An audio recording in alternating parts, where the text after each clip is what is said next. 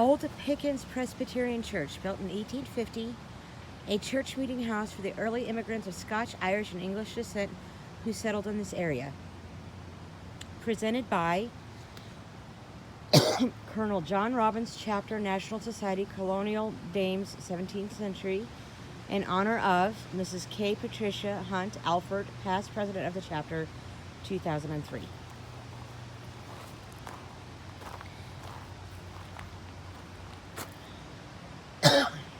Andrew Pickens, backcountry revolutionary general and legislator.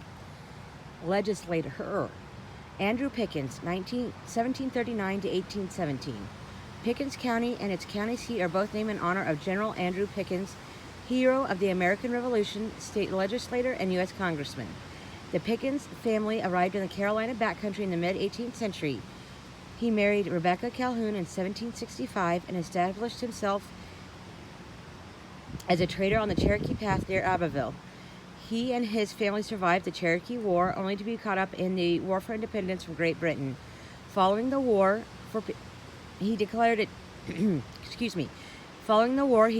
too crowded in Abbeville and moved north to the area of Pendleton District, which would be divided into Oconee and Pickens counties in 1868. Andrew Pickens died at his home near Tallahassee, South Carolina in 1817.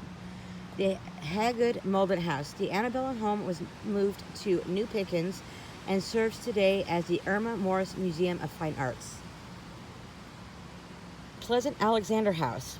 The antebellum structure was the most significant house in the town. It was moved to High Falls Park, where it has been reconstructed. The aerial view of the house and the church was taken in 1966, before the house was moved and the land flooded by Lake Keowee.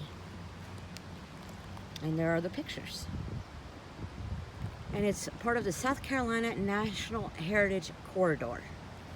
Moving on to the second placard. The Old Pickens Church, which I'll show a picture of. Well, there's a picture of it right there. A Presbyterian congregation, was probably organized in the 1840s. It was impossible to fix the exact date because the church records were destroyed in a fire around the turn of the 20th century. Construction on the church began in 1849 and was completed 2 years later. The bricks were made from clay from the banks of the Keowee River. The hard pine floors of the church are original, as are the pulpit and pews. There's a side entrance that leads to a gallery used by slaves. The cemetery contains over 200 grave sites. The earliest, belonging to Lieutenant Joseph Reed, bears the dates 1750 to 1825. The church is the sole surviving building on the site of the lost town of Pickens Courthouse and is under the care of the historic Old Pickens Foundation. Pickens Courthouse. With creation of Pickens District, a location for the district's courthouse had to be selected. In 1828, this site was chosen and named Pickens Courthouse in honor of Revolutionary War hero General Andrew Pickens. The town was 8 blocks long by 4 wide. By the mid-1800s, the town had expanded to include hotels, general stores, a jail, an academy, a Presbyterian church, and many residences in addition to its courthouse. In 1868, Pickens District was divided into Pickens and Oconee counties, and New Pickens, 14 miles away, became the new county seat. Many structures, including the courthouse, were moved to the new town. All right, and now to walk around the cemetery. This is just behind the signs.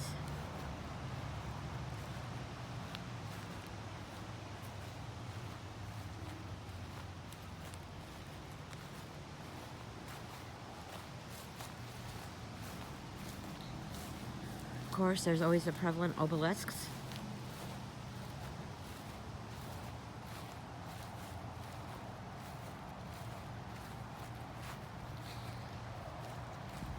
I don't know if these are called crypts or mausoleums, or I'm not sure, but they're definitely much older than some of the other stones and plots nearby, but the other ones are just as old.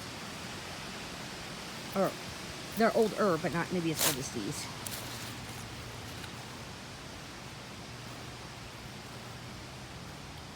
And as you can see, this one is in need of a bit of a repair.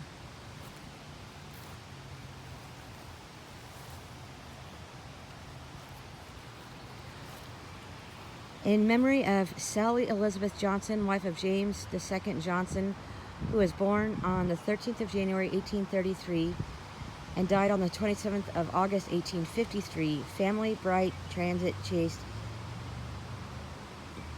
as a morning deer. She sparkled and exhaled, and went to heaven. Oh, she sparkled and then exhaled and went to heaven. There we go.